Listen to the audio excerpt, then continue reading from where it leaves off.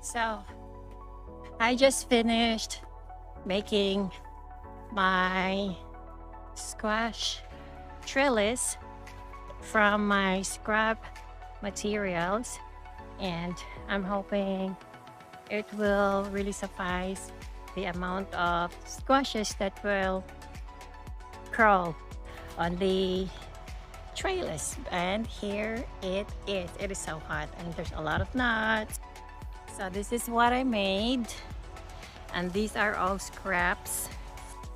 And this is my third raised bed garden. I'm sorry about my fingers, I just finished working.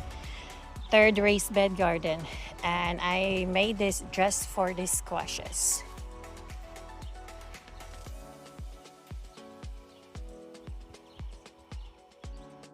And on this side, I have another trellis that will connect my yard long beans and my squashes. So these are my squashes right here.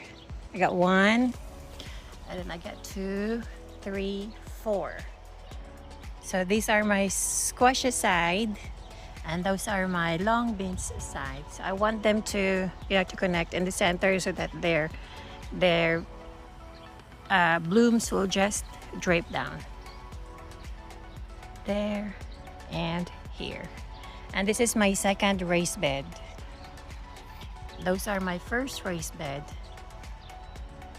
I have here are my tomatoes, different kinds of tomatoes, and I have my jumbo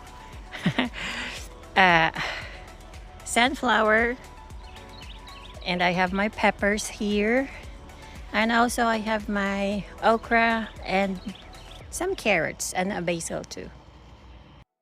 And that is how you're going to utilize your raised bed garden. Like, plant several varieties that will grow together, and then just go from there.